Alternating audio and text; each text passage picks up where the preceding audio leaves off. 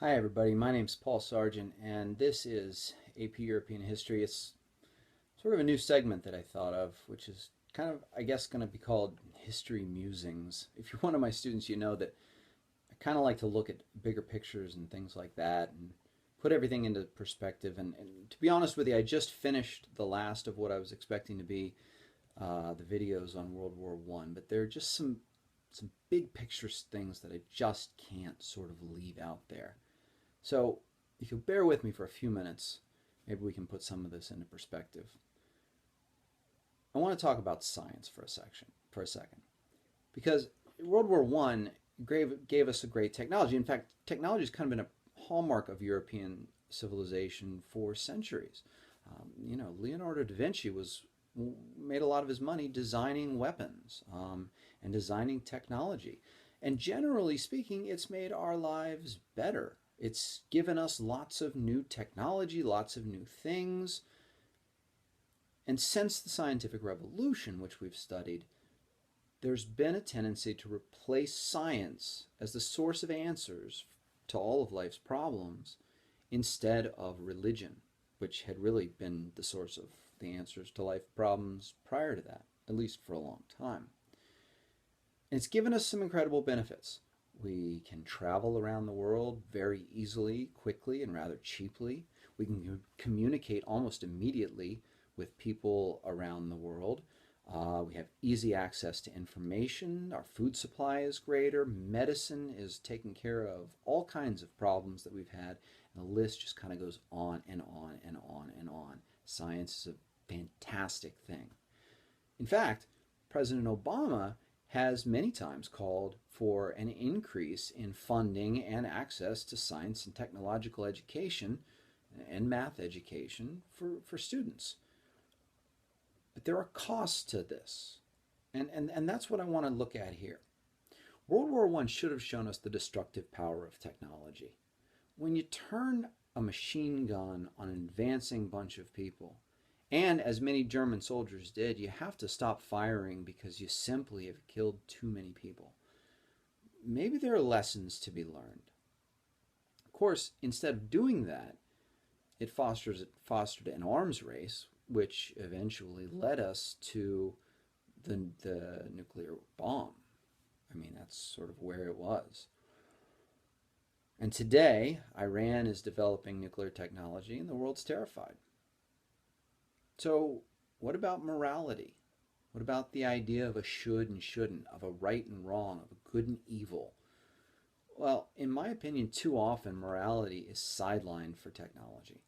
Um, it's well, it's maintained in certain areas. Certainly after World War One, artists and writers and people like that were disillusioned, and they expressed that this disillusionment with progress and where it had kind of taken us. But without morality, science can be used for pretty much anything. I mean, if you've watched a single science fiction movie, you kind of get this, you know? There's lots about the evils of science and all of that. The other thing I want to say is that oftentimes the lessons of the past are lost on us. Especially in America here, we tend to embrace the future instead of the present and instead of the past. I mean, that's how we've always been. We've been a future-seeking nation. And history, as it's taught in schools, is by many students seen to be boring, tedious, full of names and dates, and really doesn't offer much in students' eyes in the way of a lucrative career. But if we forget the past, if we rely on access to information to be able to get whatever we need whenever we need it, then we put ourselves in the situation of a perhaps Orwellian future. Now, I don't want to get all catastrophic on you here, but if anyone's read 1984, you understand that whoever has the information can change the information. And if there's no memory and there's no understanding, then changing information changes reality. And that's, for me, a pretty scary thing. So what's the answer?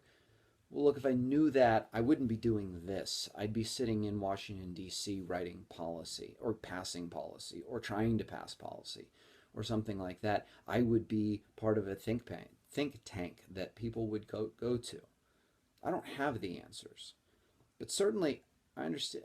I believe that an understanding of the past means that we can better understand our present and help us make decisions about our future. In fact, it was during the Cuban Missile Crisis, when rapidly things were changing, that John F. Kennedy looked back at a book he had read called The Guns of August, which chronicled the start of World War I and how the alliances and the militarism and all of that had pulled together to create this global conflict. And he worried about what the realities of this missile crisis really were going to be.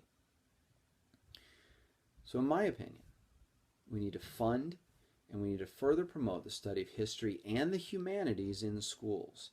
That way we can create a society of citizens that are not just able to create technological solutions to problems, but are maybe able to understand the possible ramifications of those technological decisions. Anyway, just a little food for thought. That's my 2 cents. Feel free to comment below. Tell me if you agree, if you disagree. And keep watching this channel, because in AP European history, we're about to enter another phase. And that's that phase that leads to World War I,